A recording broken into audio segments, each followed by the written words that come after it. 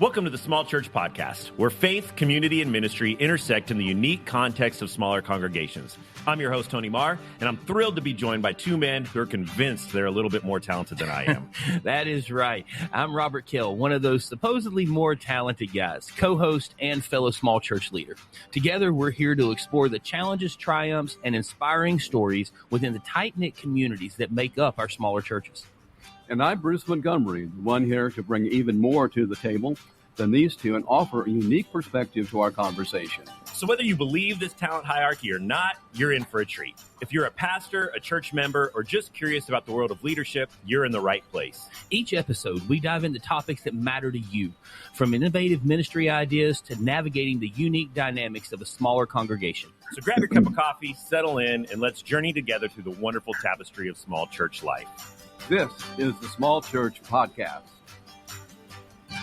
Well, it is a dreary, rainy, overcast morning here in East Tennessee in the studios of the Small Church Podcast, or the Small Church Podcast, however you want to refer to it.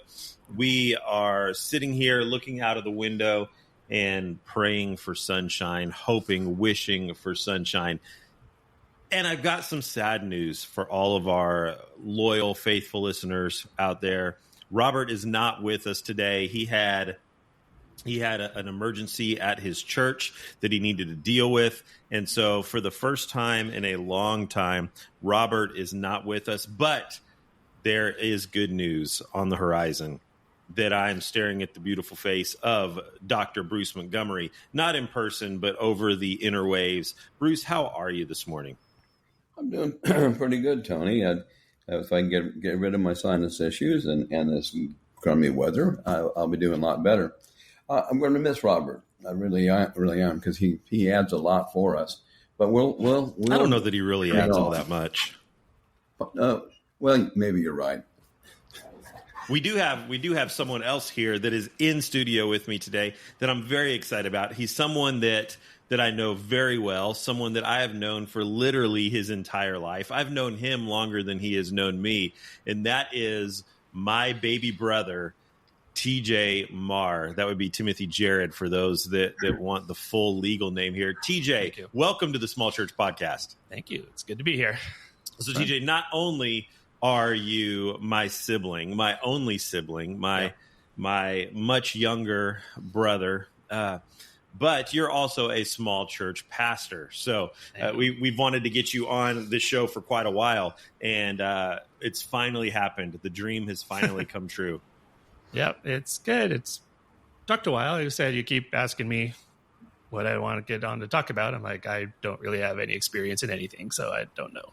But we finally figured out something. So we figured something that we're going to try to wing our way through, right? Yep. Bruce, you and TJ, today we're talking about the importance, or maybe lack thereof, for some of our listeners, the importance of education in ministry. And as we were talking before we went on the air here, I am the lowly master in this place. I only have a master's degree. You and TJ both have the terminal degrees, the doctorate, PhD degrees. And so I'm just going to sit back and listen today and let you guys drive this whole thing. Well, just because we have a PhD, I've been told that just means piled higher and deeper. So anybody can join in with us. But TJ, I still remember you back in class, and you're looking at things, and what told Tony, I said, what a scholar. You're really brilliant, and really going to be successful in whatever you do. So, what do you think about our podcast title here, or what do you think about what ministry in terms of education? I get it all out. I'm old. I can do that, and then they can cut the things out. For education, when I was going to Bible college and getting ready to go into ministry, I was terrified that when I got done with Bible college, I wouldn't know enough. And I was convinced of that. And so I began to look around the seminaries, and one of those was Emmanuel, and they had a man named Medford Jones who did church growth science, and I came down here to Tennessee for that. I then went to another seminary and another seminary after that, just because of a move and things were happening at churches. But I finally got the MDiv, excuse me, and now the PhD. And now the question comes, did it help me enough? And I think that's kind of what our topic is today. Is it worth the training?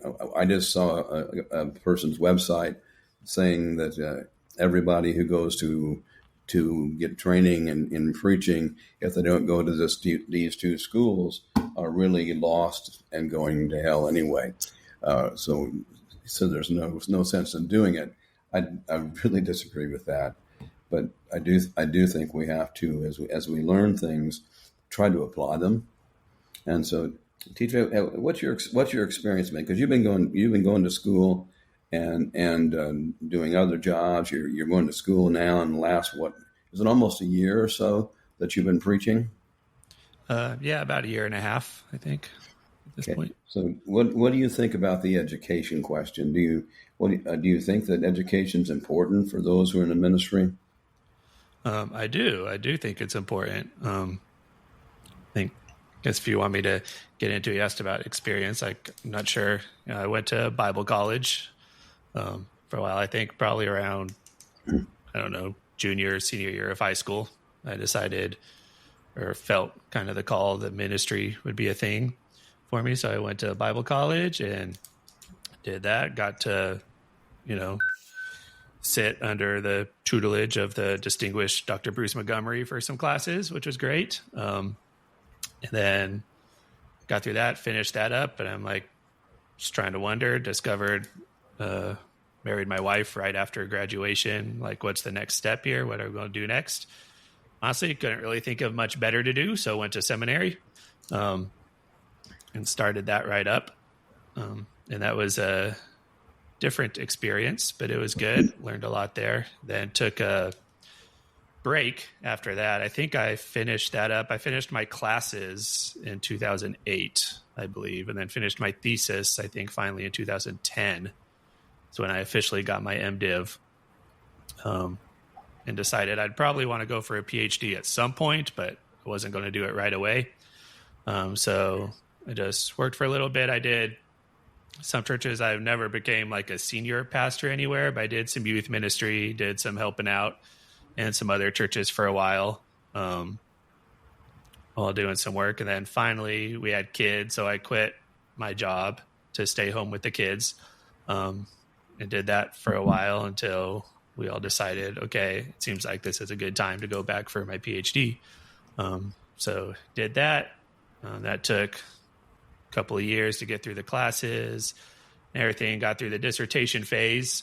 And so I have to admit, Tony is a little wrong. I am technically not a PhD because I stopped.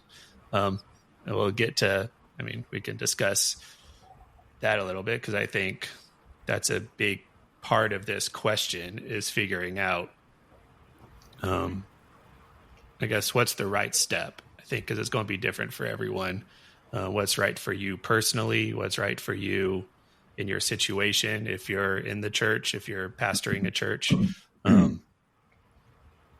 But so technically I'm not a PhD right now. I'm still a master, working on going through the paperwork to get an advanced degree that just wouldn't be a PhD, but things are kind of at a roadblock on that. I have to figure that out. But yeah, I think it is important if you can find the right place and figure out what you want to do and what is important for you and your situation, because everyone's going to be in a different situation in that. So, yeah, I think one of the things that launched the discussion that led to doing this episode was another podcast that I was listening to, that they did an interview with the late Timothy Keller, Dr. Tim Keller.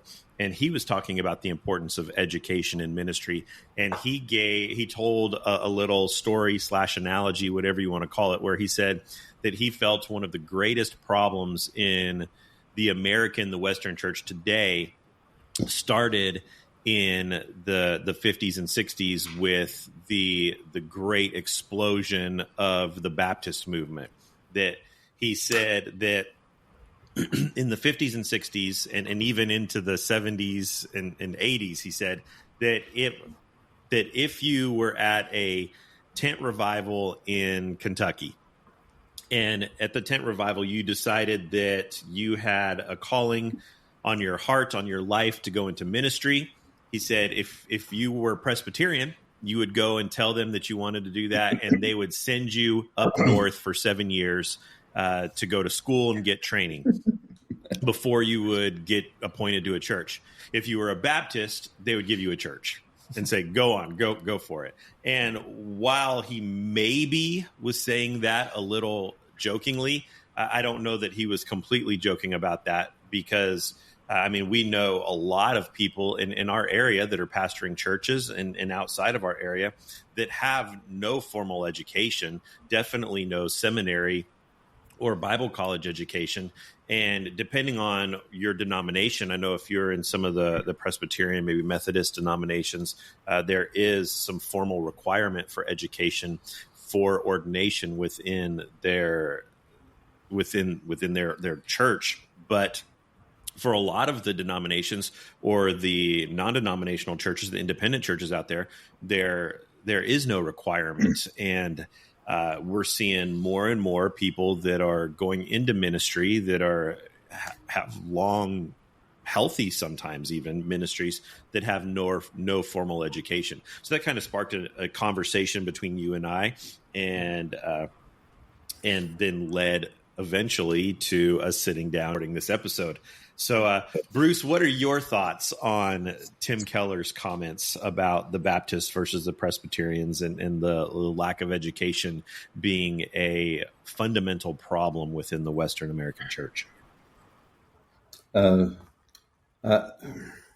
It's easy to point fingers and to blame and say that education is the reason why we have made the shift to become so liberal. And I can't disagree totally with the shift that we became liberal, but I went to 3 seminaries, which is something you don't do. But it happened because of where I was preaching, and I changed churches. And I did want the MDiv degree just because I thought that education, that standard was good. I had not really planned on the PhD until it just became available to me, and I could do something with church and conflict and things. So I think the education is there. I think they're all, they only said there were 2 schools. If I remember the website right, they only said there were 2 schools that they would recommend anybody to go to so they wouldn't be too tainted. And both of those seem to be Baptist. And yeah, you're referring to an article that we will discuss in a little while when we get to headline news for our listeners who are wondering what Bruce is talking about. That we'll dive into that here in just a little bit. Yeah, I couldn't bring it up on my screen here to give you the real title for it. If you go to school and want to learn to be a minister, and you really can put up with some of the difficulties that go with it, and that is the theological liberal stances of things in many cases, yes, it'll be a benefit to you, and you'll be more helpful to other people and understand where they come from.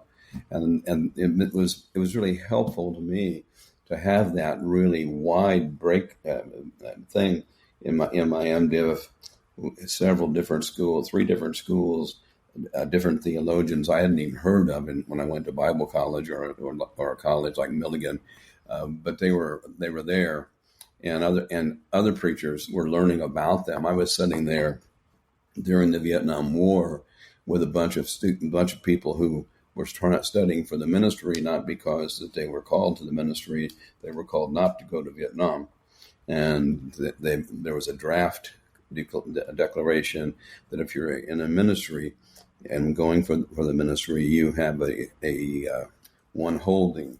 And so I was in a seminary during the height of the Vietnam War. So there were a lot of people hiding behind education and things for their own safety. I didn't know enough. I didn't think, honestly, as I said it earlier, I didn't really know enough to be confident until I began to go through I finished the Bible college portion, and when I went through seminary and all the different seminaries, and honestly had to fight for my faith. I had to literally take what I was hearing in the classroom, think about it, assimilate it, and deal with it, because theologically I wasn't agreeing. Yeah, Bruce, I think that's the thing that I struggle with a lot. And we've had this discussion on air and off air before, several times actually, is that throughout the course of the last 15 years that Higher Ministries has been working with ministers, with pastors, we've worked with dozens and dozens of former ministers, students in seminary, guys who are getting ready to graduate from seminary and look at what's next for their life. And this is not an exaggeration, and I think you'll back me up on this, Bruce, is that what we're seeing is that I think the majority of guys that are coming out of seminary are deciding not to go into ministry. They went into seminary thinking that was what they were going to do, but then over the course of their time in seminary, 2, 3, 4 years, they changed their mind. And in asking them about that, they say that it was seminary. I can't tell you the number of times that I've had conversations with guys that I've said, when did you see the breakdown of your faith? And they very clearly and boldly told me in seminary is when their faith was tarnished and sometimes trashed. That happened in seminary. The other side of it that I think, and I know that you two are both highly on the education side of things, and I think when we get down to it, I am as well. But in preparing for this episode and really thinking through a lot of this, how many times have we said, on this show and then just in private conversations over the last decade plus, at how horribly our Bible colleges are preparing young men and women for ministry outside of Bible college, that they graduate and feel like they're ready to take on the world, and then they get into a church. And the reason that we're seeing that the average professional life expectancy of a Bible college or seminary graduate is less than 5 years is because our schools are not preparing them for the practical side of ministry. They may give them a good understanding of theology and scripture. I would argue that some schools aren't even doing that. But the practical side of ministry, how to actually deal with people, how to counsel, how to balance a church budget, how to deal with conflict, how to plan a calendar and a schedule, both for your congregation and for yourself. Very little of that is addressed and taught. And so I think that when you really break it down for those things, again, I think that I'm ultimately a proponent of education, but I think there needs to be some change in how we're addressing it. Yeah, when I went, one of the seminaries I went to, it only took 8 hours of Bible to get an MDiv degree. All the other degrees and things were somewhere else. It just was. Scripture wasn't important in many of the liberal seminaries. It's not important, but theology is, stance is, and I really, like I said, I think I had to fight for, and I think I know better about my faith because I went through it. You know, I was probably out of several hundred students in the seminary. Last seminary was it. Only 2 of us were conservative, and the other one was an Ethiopian Baptist, and so we had quite a fellowship. But it's just we've wandered away from the Bible in terms of life. You know, it's a piece of literature, and TJ, you've been studying the Old Testament and the value of the Old Testament and things, and I applaud that. But in seminary, it just gave me, because I could exist in that environment and I could learn in that environment, I felt more comfortable when I went out to the church and ministered. Very, very rarely did I ever take anything into the pulpit that I learned in the seminary classes. But I did learn things in some of the Bible classes I had, and I still had to go back to the Bible college things and some of the Gospels and the studies they had there to help me when I first got started. But it gave me some confidence for things.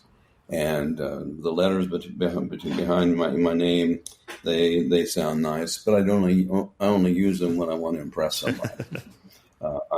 I may say I have an MDiv, but a PhD, I don't know how to tell people, and I will. I'm not ashamed of it, but it's just superfluous at that point. But saying that every seminary, every Bible college has gone liberal. And there's pressure for that to happen. And even in Milligan, there was pressures for that to happen, and it was resisted. But I'm proud of Milligan for doing that. But so many times people will hear it and say, "Well, that's got to be right," and they don't go beyond that to figure out if it is or look for help.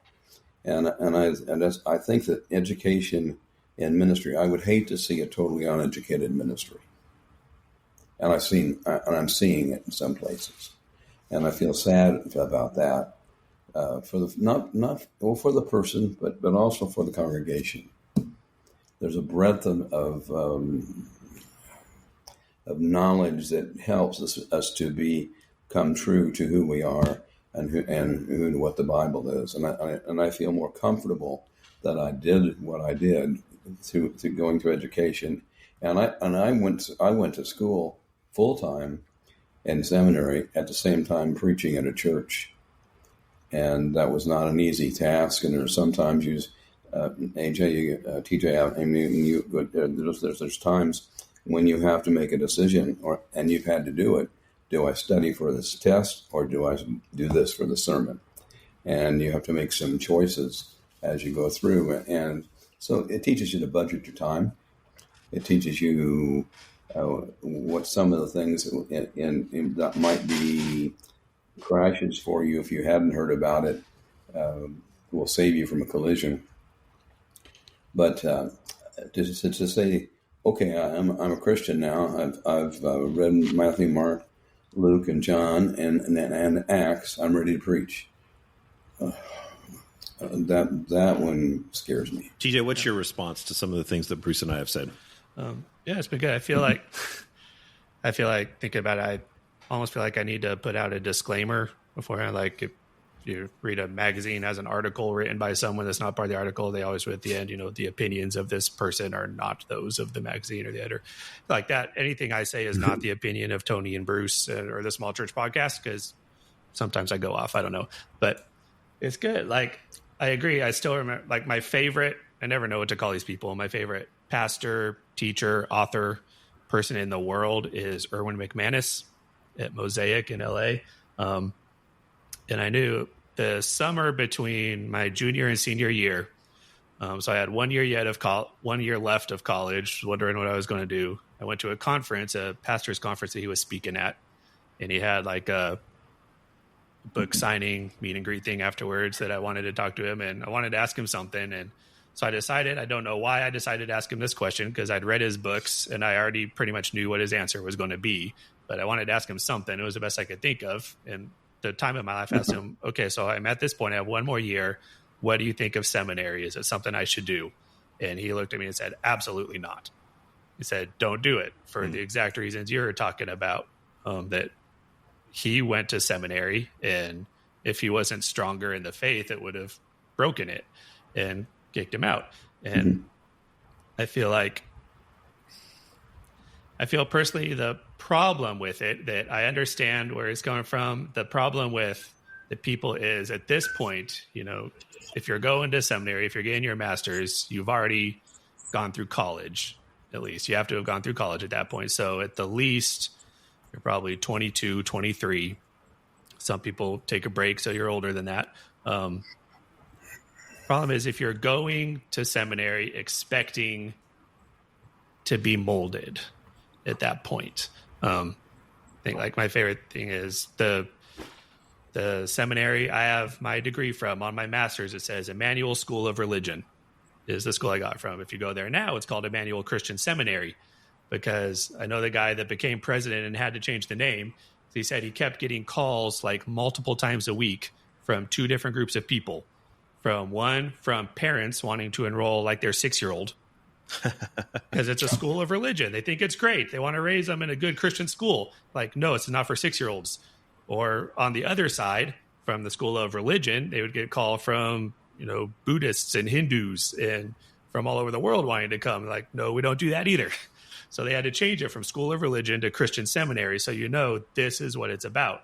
And so I think for people need to go there at this point. It's really beneficial for you. It's beneficial for your faith. It's beneficial for your education to have this mold in place already. And that doesn't mean that everything is set in stone. You can fill it with different things. You can, gussy up the edges and make it nice, but you have to have the mold of your faith in place so you can't get broken that easily. I had a class at Emmanuel with a teacher that I think this is probably something similar that's happened to the people you've talked to that went through. I can't remember, but the teacher he wasn't my favorite professor. I didn't agree with a lot of the stuff he did or said, but we were talking about the history of everything, and it went through, he said, talking about Satan. And he made the point that the entity... We just got Bruce's phone coming in there, so... That's pretty cool. That the entity of Satan, the concept of Satan, was a late development. That you don't see Satan in the Bible until the book of Job. And so that Satan came late in the Israel and the Jewish people's thought and their thought process. And you could just see and hear by the reaction on people's faces, by the questions they asked, like half the class just completely broke them. That comment. And I don't think he was saying Satan doesn't exist. Satan isn't real. But everyone took it this way, that Satan was made up by late Jewish people who couldn't explain bad things happening in the world. And so this completely broke everyone. Not everyone, but a lot of people. You could just tell they started asking questions and the class completely got derailed going off on this one point.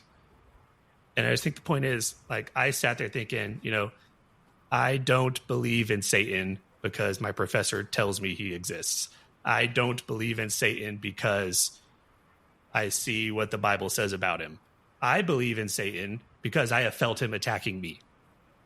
And I know he's real because he's in my life and I have to fight him every day. So if you're going into seminary expecting it to mold your philosophy, it's already too late. And that's when you're going to get broken. You have to have something in place. You have to have a faith going in there already. And so I think, like Bruce, you were saying that you felt there were only two of you with this faith that was strong. But if you're strong, then you can hear these things and see it as it is, as a conversation, as just the simple fact that the Hebrew word Satan does not appear until the book of Job. That's just a simple fact if you look at it. And then you can use that to meld it with what you already know and what you already believe and what you're already standing firm in. That you're not using what you learn there to create your firm foundation. You already have the firm foundation, and this is just building on it. So. That's great. I love that. That was wonderful. What do you think is? So I had you talked about when you went and saw Erwin McManus.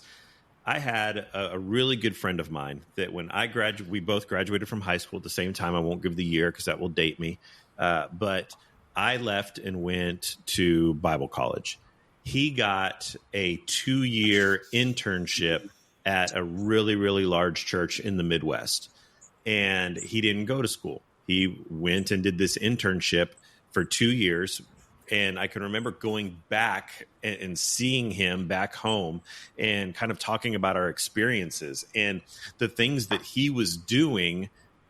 I was jealous of. The things that he was doing and experiencing on a daily basis were the things that I was hoping to get to do someday. I was going to school, paying thousands and thousands of dollars to hopefully get to the place where he was already at.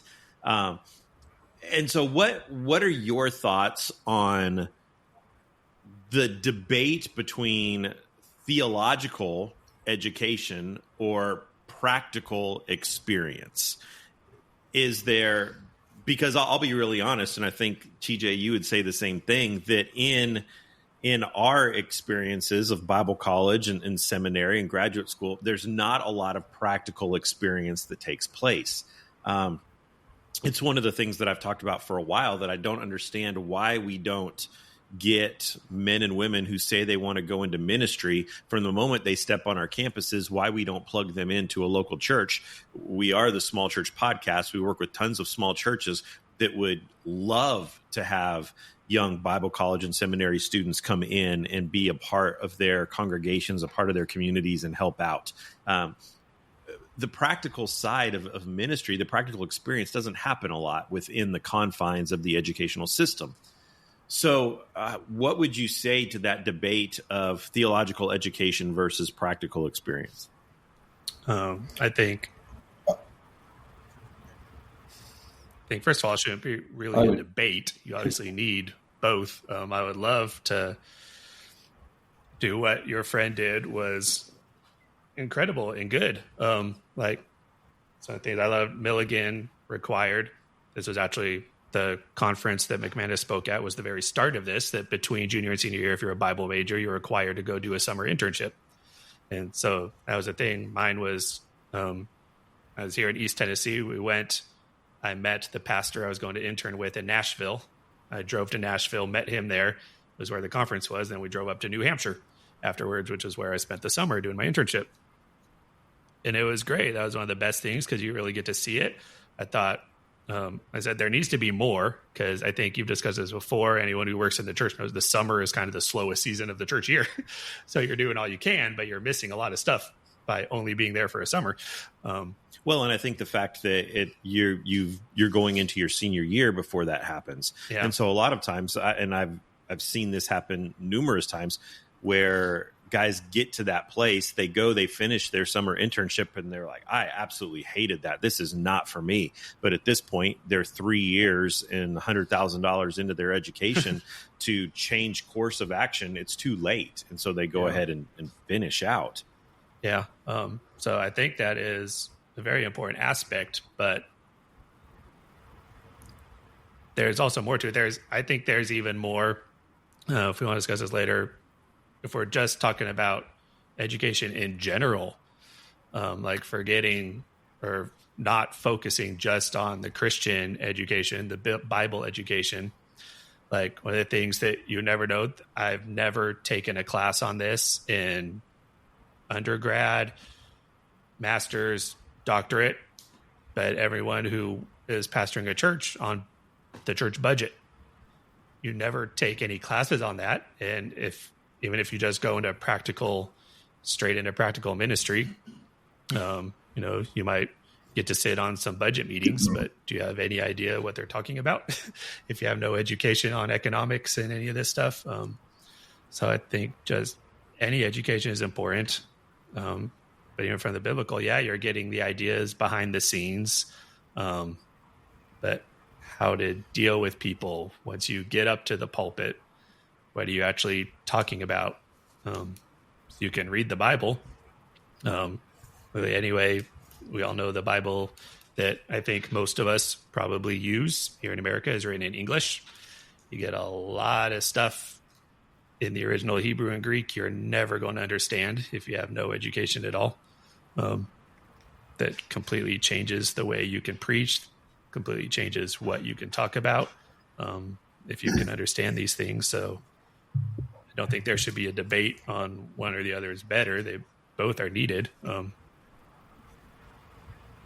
I think we definitely need to find a better way to combine them, because like Bruce was saying, if you're doing both, where are you going to put your time to? If it's Saturday night, you have a big paper do, but you also have a sermon you have to preach. What are you spending your time on? So I'm not sure there's been a good solution to that. Someone has to come up with one. Yeah, a good solution to that is do your paper on Friday night, and then do the other things. I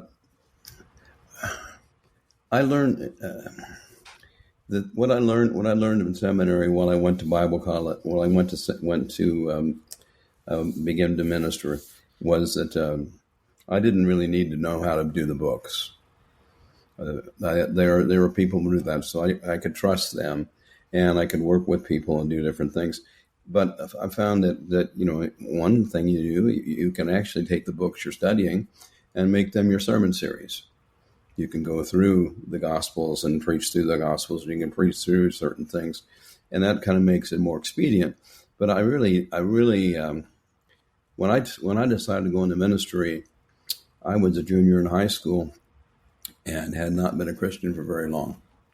Went to church all my life at a big church in Indianapolis, and I told the youth minister I was thinking about ministry. He put me in a car, drove me up to Minnesota Bible College, which is a really small college in Minneapolis, Minnesota, and that was a done deal. I was going to go to Minnesota Bible College. I didn't know any better because I didn't know there was a Johnson Bible College, and I didn't know there was a Lincoln Bible College. Now, there isn't now, some of them, but I didn't know those things were there. So I just, on faith, what my youth minister said to do, I did.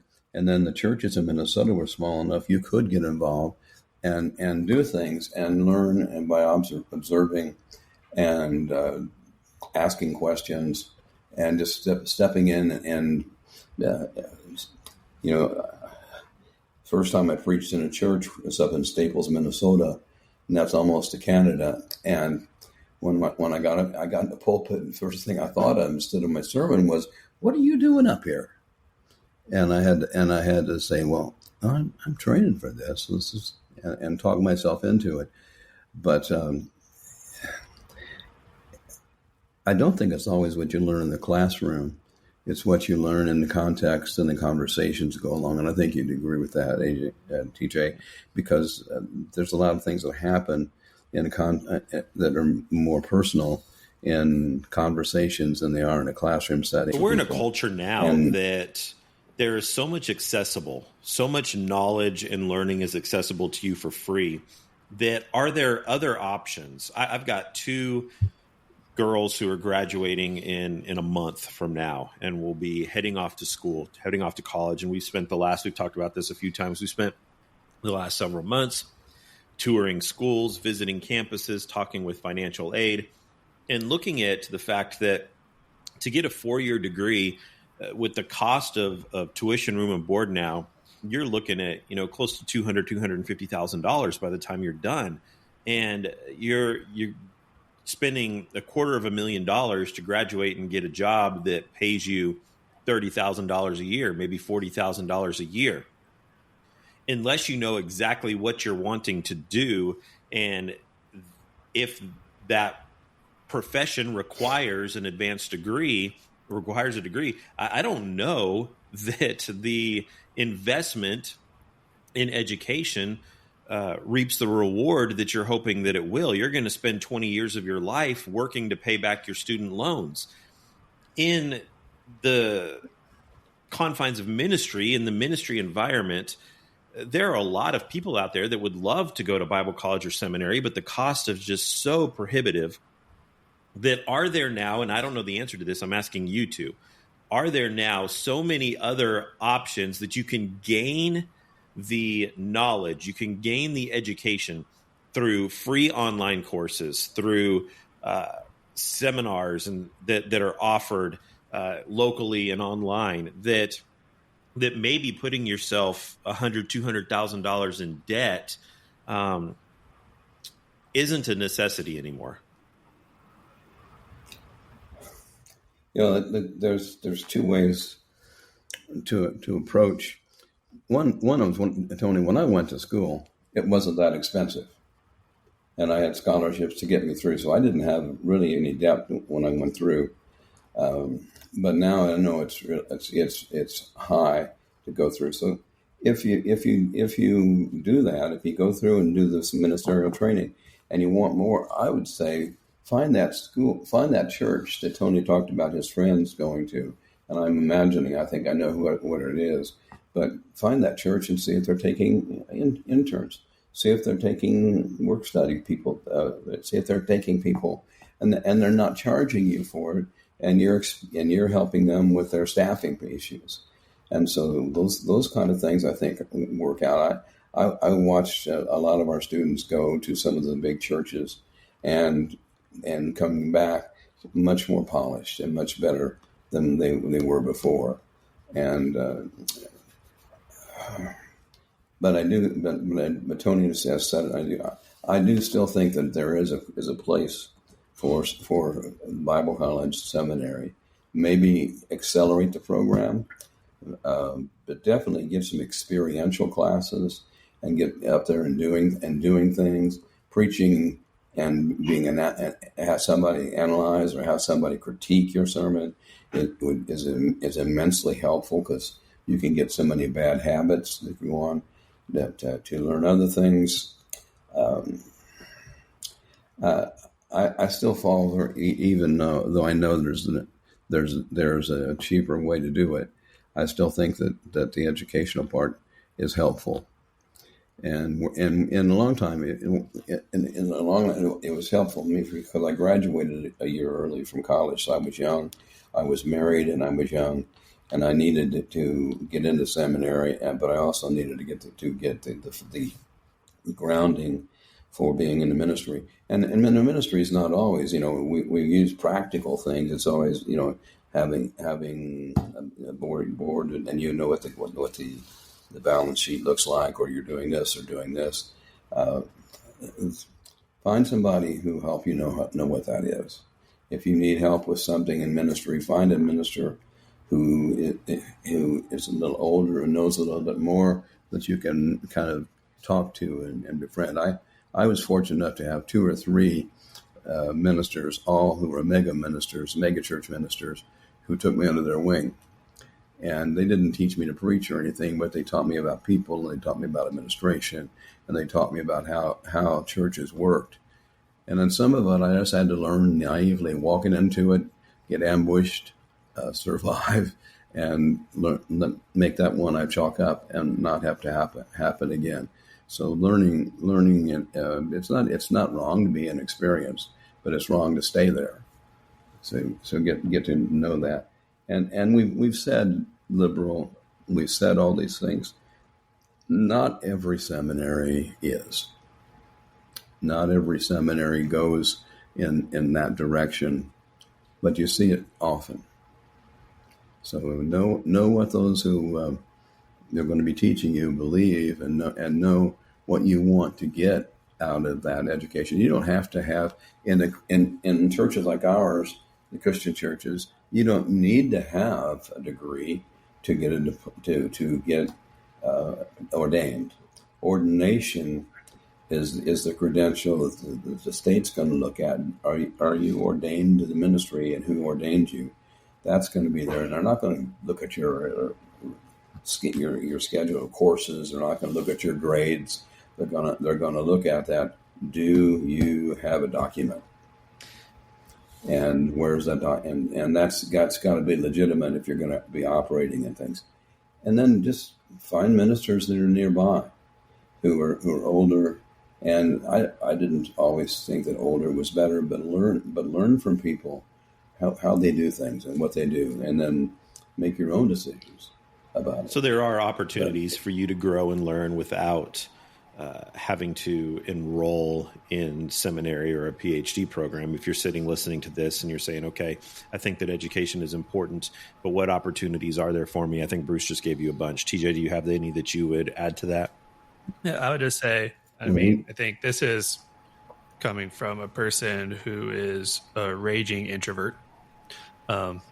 Pandemic had no effect on my life. I was just staying home doing nothing anyway, all day, every day.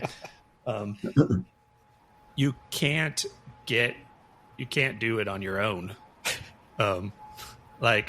We have classes. I've taken online classes. My PhD was almost entirely online. There's no question it is so much better. You get so much more. You learn so much more. Any of the practical application we get from meeting with other people. We did so much outside of the classroom at college, just getting around people that had the classes, sitting around and talking about it until 2 a.m. in our dorm rooms, that you're not going to get that watching a seminar on YouTube. You might gain some knowledge. You're not going to gain the why. You're not going to gain okay, now that the knowledge is in my brain, how do I use it? And, you might not get that directly in the class either, but you will get it from the people around you. And so I think if, money is that big of a deal that you just seriously can't afford it, there are going to be other ways like we talked about, but that's not going to be enough. You also need to put in the time and effort to find the people, other people you can talk to, other people that can mentor you, other people that see the importance of it. I thought that was great. Going back to the summer internship I did, it was a requirement for me, not from the college. I don't think this was a requirement from the pastor I was interning under, that I had to read a book a week and then write a little 1-page thing about it saying what I learned. That was great. He's the one, you've talked about him in your past couple podcasts. He introduced me to Dallas Willard. So that's how I got on him. And I think I'm a pretty smart guy. Half of what Dallas Willard says is over my head. I can't understand it, but what I do understand is great. And so I think if just your personal situation in life, you have to go that route. You just can't do the formal education. Like I said, there are other ways, but you have to do the work to do more too. You have to get that community, whether you take an online class with other people or watch it with other people, and then you can talk about it. But that getting other people's perspectives, because no matter what, even a professor in college will be this, especially just a YouTuber, they have their biases. And so you're not going to get 100% of the story just watching a video online. You have to get other sides of it. And that's where other people come from, and mentors and friends and even just a family member. Yeah, I love this quote from William Butler Yeats that says, "Education is not the filling of a pail, but the lighting of a fire." And I think that's kind of what you're talking about there, that you can go and you can fill a pail, but what is it? You can gain the information. You can get a head full of information, but what are you actually going to do with it? How are you going to learn how to take that information and apply it into your life? One of the things that I want to do, Bruce has touched on this quite a bit over the course of our show so far, is we had a great article that came across the Christian news sphere this past week. And so we're going to dive into that a little bit with Headline News. It's time for Headline News, where Bruce, Robert, and Tony search the world over for the top headlines relevant to the Small Church podcast, and then talk about it. And now Headline News.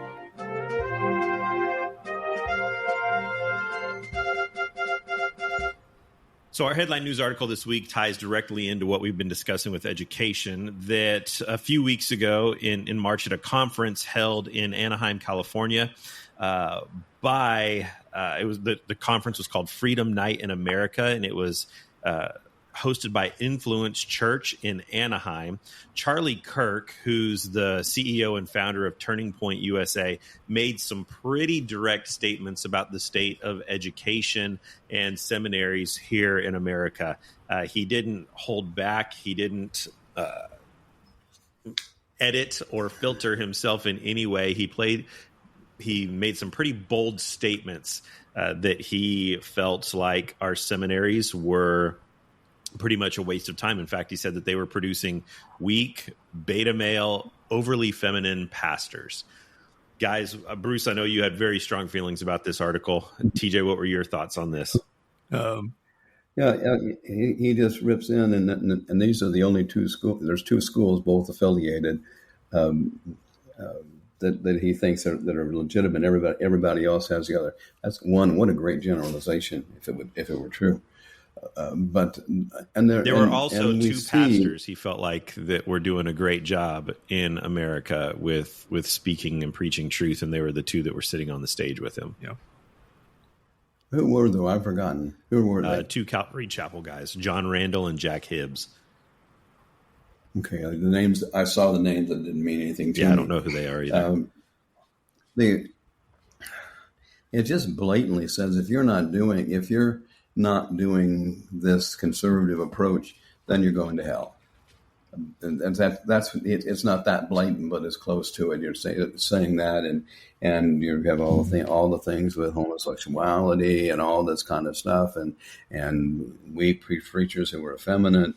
It was a piece of trash, not a literary piece, but he's got a right to say what he wants to say, and there's a lot of people out there who believe what he said, and I feel so bad for them, and again, Tony, comes back to the poor level of biblical education, the poor level of church administration education.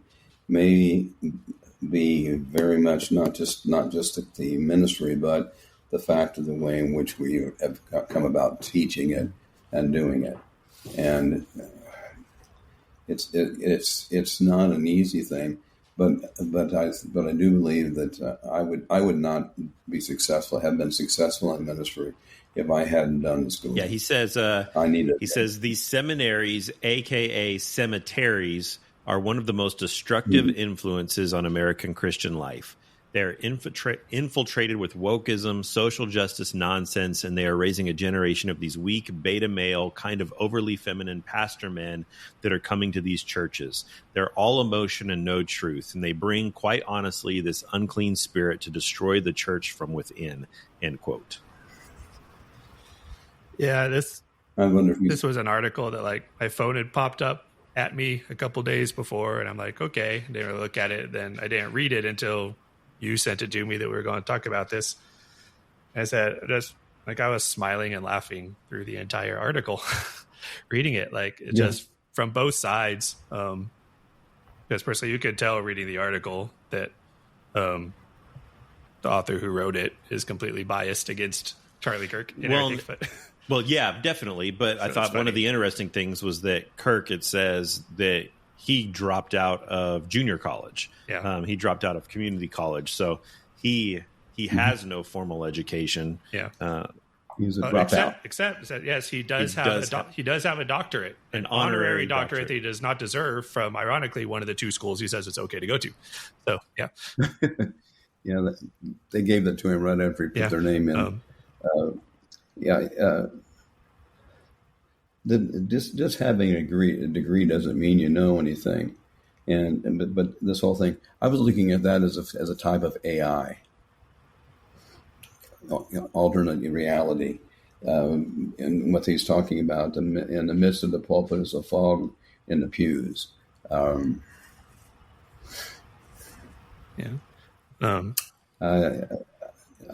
looking beyond that to a preaching cheat sheet that they put out, and just basically it's a public speaking poor outline, but they have that too.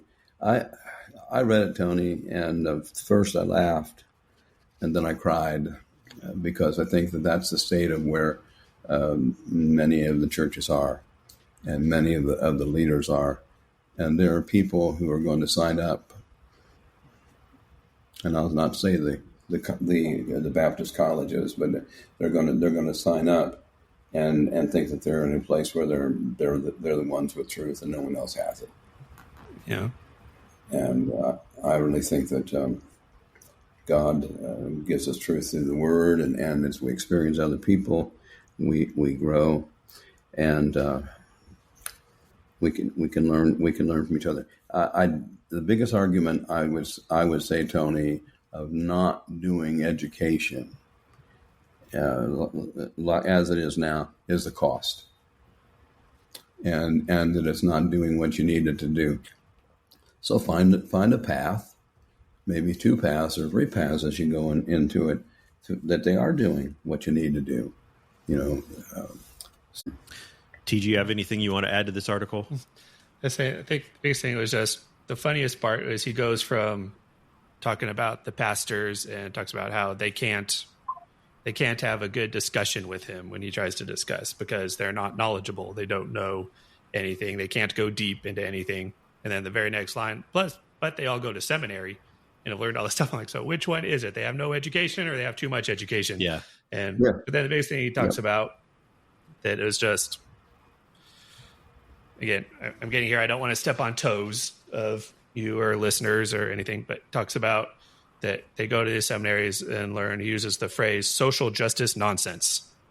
Like the entire Bible, everything Jesus did was about social justice. Right. How is this nonsense? And it's because I think I saw at the very beginning, it says this is based on a conference that was held there and they linked to the Facebook. So I went and watched this conference because again, I could tell the article was pretty biased against him. So I wanted to see the conference live and everything. And,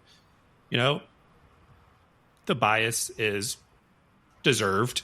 He says some dumb things. He says things I agree with. If you listen to the thing it's common nowadays. Oh, you hate someone. You can't take anything he says as anything. I don't think that's true. Just because you don't like someone, he can still make some good points. And I think he does. But I think the thing is, I took much more issue with, I don't remember his name, Hottenspiller or whatever, that he was on stage with.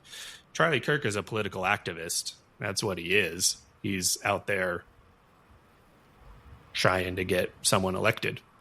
Is what he's doing. This other guy is a preacher. He's a pastor, yeah. Preaching from the pulpit this stuff every Sunday. So I have much bigger issue with him that calling it social justice nonsense. That's what Christianity is about, is social justice. Yeah. Trying to teach Christ to the world and make a difference and raise up the poor and everything. So that's great. Sounds good. All right, we're going to wrap up headline news and move on with our discussion. And that was headline news. What you just said is one of the most insanely idiotic things I've ever heard. At no point in your rambling, incoherent response were you even close to anything that could be considered a rational thought.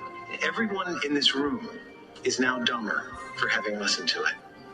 And may God have mercy on your soul. Headline news. I think that's how we all kind of felt after reading that article. And there we go. Bruce, you just gave a couple of great insights, great tips for people that are looking for ways to grow. One of the things that I want to touch on just a little bit is the different approaches from the different denominations to education. Because having gone to a school, a Bible college, not really a Bible college, it's a liberal arts college, but focused very heavily on the Bible ministry aspect. One of the things that, having graduated from, I had very little. In fact, I would say that the independent Christian church, the Restoration movement, Stone Campbell movement, whatever you want to label it, that I have grown up in, and TJ, I know that you've grown up in as well, and Bruce is your background as well. I wish Robert was here to give a little bit different angle because that's not his background. But within that independent Christian church, theology really isn't taught, discussed, thought of much. Deep theological concepts are very rarely brought up. It wasn't until I began hanging around and planted a church with a couple of guys with Presbyterian backgrounds that all of these different ideals, thoughts, and concepts started coming into my purview, my worldview, and started having to do some research on my own because I'd been in ministry full-time ministry for 10 years at this point, had graduated from a Christian college, and so many of these things were not a part of my vernacular. They weren't a part of my way of thinking. And quite frankly, we just didn't do a good job of addressing them, discussing them, talking about them, and educating ourselves about them. And whereas then you have some other denominations that's their sole focus, Bruce, as you were kind of talking about a little bit earlier, are these deep theological concepts, and they're not spending time just studying Scripture and understanding Scripture. And then you have other schools that are solely focused on one angle or another. And so I think that with all of the resources that are available, and Bruce, you gave a list of some of those that are out there, that you need to be sure that you're spending time educating yourself and diving into all the different aspects of Christian education and not just one specific area or angle. Mm-hmm. All right, guys. So what other practical tips and advice would you have for maybe someone who's thinking of going into ministry, or maybe it's someone who's been in ministry for a long time and either they have an education, a formal education, or they don't? And what are some practical tips and advice that you would give them for how they can better prepare for ministry or continue on in their ministry journey? Number one, if they're in a church and they trust the minister, just ask them if they could you could step into their shoes a while and walk with them and see what they're doing and find out if that really would be something you would like to do. It's a wide variety of activities. But I would think walk a mile on my shoes might be a little good advice for you before you invest money in going into seminary and going into doing those things. Yeah, I would say, again, just find people to talk to is the biggest thing. Just do what you can. Find a book to read. One of the biggest things I've done, I can't guarantee this will always work. I don't know if it will. I don't know if everyone's in a good position to even do this. That lucky here in East Tennessee, where we have both the college and the seminary right there. I've gone up. I had taken Hebrew in the class, but it had been a while. And if anyone's taken any kind of language, really, let alone something ancient like Greek or Hebrew, if you don't keep working on it, you'll lose it. Like I could still read it, but I couldn't interpret and know the different conjugations and everything. So I needed to bone up on that for something I was doing. So I went to the professor at the seminary and said, "Hey, I don't want to audit the class because that costs money. Even just audit the class. I've already got my degree. I'm not looking for a degree. Can I just sit in on your class and listen to you guys and hear and learn?" He said, "Sure, come on in."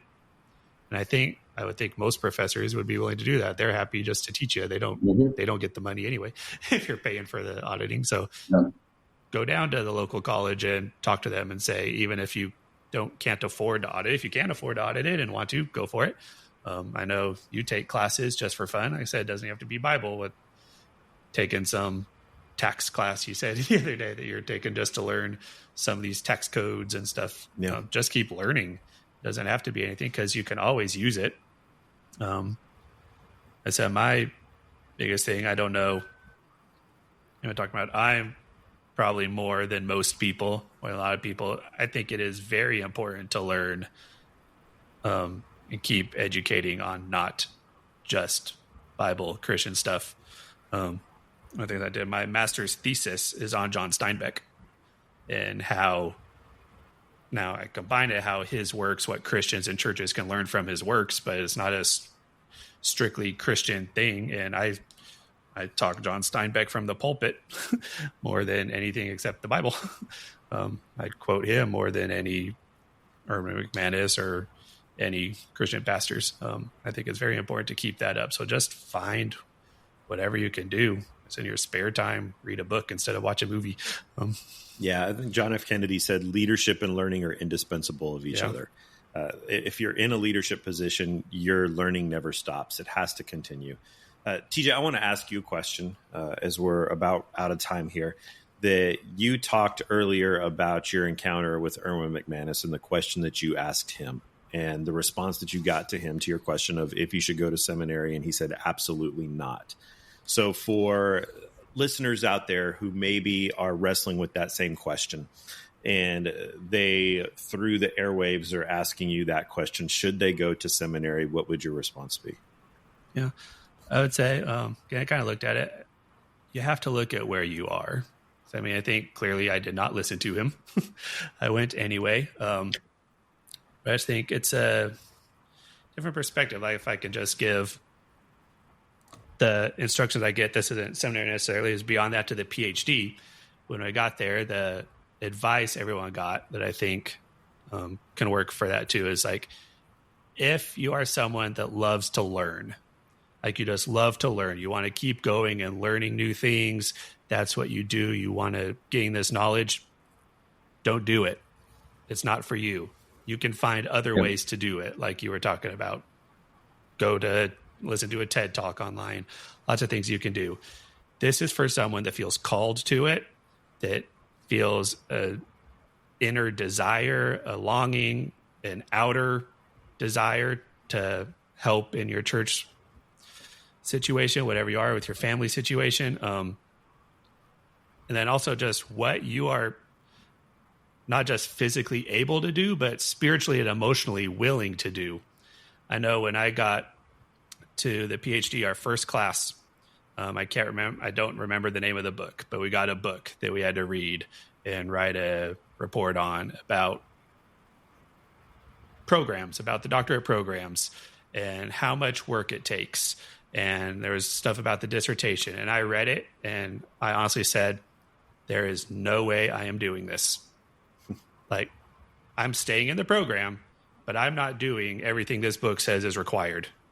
And like, because you have to put in so much time that I'm like, no, my family is going to take priority over this. My God, my church, I wasn't pastoring a church at that point, but I was doing other stuff, is going to take priority over this. And if that means I fail out of this program because I haven't put in enough time, so be it. And I didn't. I can guarantee you I read less than 95% of my fellow students, maybe 100%, that I read less, but I got the job done and got it.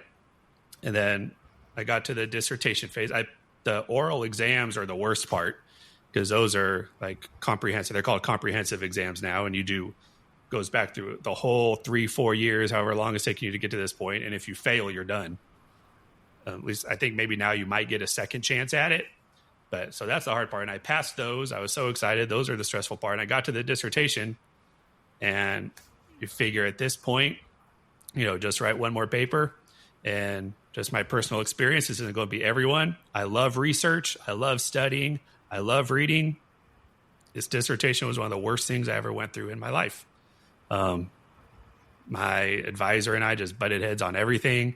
He refused to think I was doing anything he listened to, even though I was.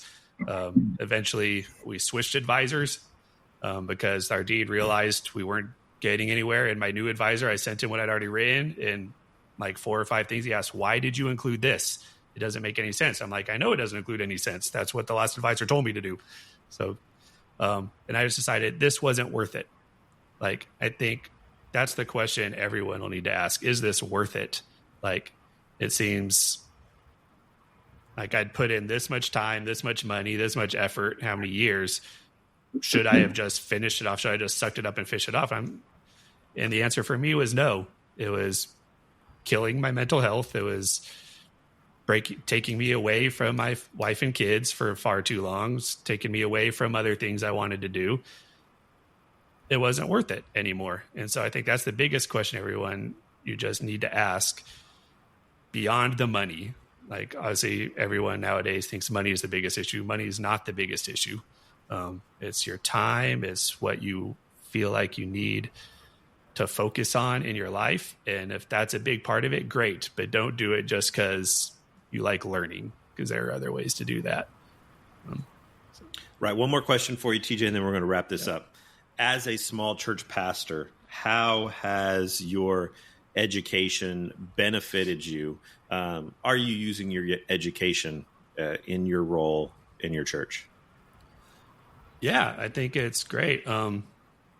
Especially if you get into it, if you're doing the preaching, like this will go back a little bit to your discussion that you had a weeks ago on like the AI stuff. I think like I use, depending on what I'm preaching out of, the Greek and Hebrew all the time, and just theology. And like we're going through a series on the pastoral epistles. And for being such a small letter, 1 Timothy has an inordinate number of passages that are just completely they're famous, but they're famous for being completely taken out of context, for being completely misinterpreted. And let's go. And this is why continuing education is important, because I remember 1 Timothy 2. I think that's kind of the famous one, telling women that they need to be silent in the church. That was, you always hear, whether education or not, I think probably every pastor out there knows.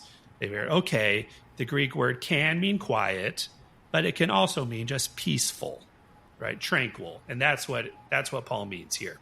Everyone always knows that.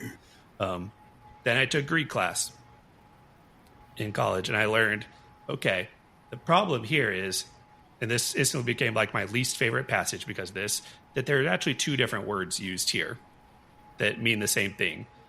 And one of the top rules I learned in translating Greek is if the writer uses two different words, he means two different things. Now, I've talked to other people that disagree with that rule, but I think it's a pretty good rule.